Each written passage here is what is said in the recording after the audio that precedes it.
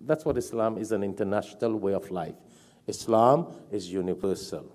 Islam is not a Pakistani religion. Islam is not an Arab religion. Islam is not an African religion. Islam is not a Caribbean religion. Islam is not an American religion. Islam is not a British religion. Islam is a way of life for the entire world. And we got to go according to the Quran and Sunnah and what is most realistic and practical. And Islam gives us the option, Islamic jurisprudence, fiqh, sharia, that we can apply all the laws, different countries, different times. That's a barakat in Islam. You follow what we're saying here?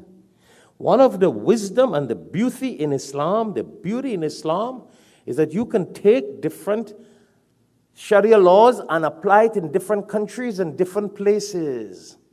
But no need. You can have differences of opinion, differences of way of dress, different ways of your dress code, different ways of the length of your beard, different ways of the length of your hair, sunnah to the shoulder, sunnah here, sunnah to the neck. You can practice different ways.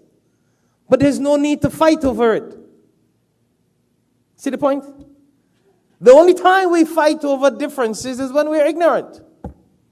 The only time we fight over differences is when we only understand our way and we don't understand the other way. And Islam teaches us all the ways. Yeah, Islam teaches us all different ways. And that's why our Prophet Muhammad, peace be upon him, practiced different things at different times. Different things at different times. And hence you have different Sahabas who interpreted different things at different times, which makes this religion so beautiful, so universal. Islam is the only religion in the world that you can practice anywhere in the world. Do you know that? And I don't want to get into other religions. Alhamdulillah, I've been the president of the Interfaith Council and many interfaith levels, rabbis, priests. I've headed many of these things, long discussions. It's very difficult to practice other religions all over the world based on some orthodox teachings and practices. They got to change the religion and adjust it to be able to practice in other countries, other times, other places. Islamic jurisprudence, according to Quran and Sunnah, is such that we can practice Islam anywhere in the world and still be a Muslim, practicing Islam within the laws of Quran and Sunnah. But you see, if we bombarded only with an Arab mind, or Pakistani mind, or an Indian mind, and a Bengali mind, and a Caribbean mind, and a one-way mind, then that's all we will see. But Islam is, all is mine, entire world.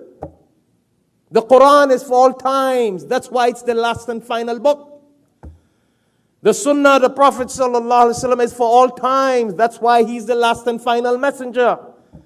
Most sophisticated, most modern, most up-to-date until the day of judgment. So if Islam is the way of life until the day of judgment, that Islam has the answer and the rules and the jurisprudence to be fitting for all times, all places, all over the world until the day of judgment. No more adjustment to come. Other religions had adjustments. Other religions had adjustments. And we have just to study the Islam and we'll be able to practice it. So to conclude, hence we are not a people who should have division after knowledge and education have come to us. No need. Go and see the differences in the Sunnah, in the Quran, and the practice of the Prophet ﷺ, and we'd have no problem. We would have no problem.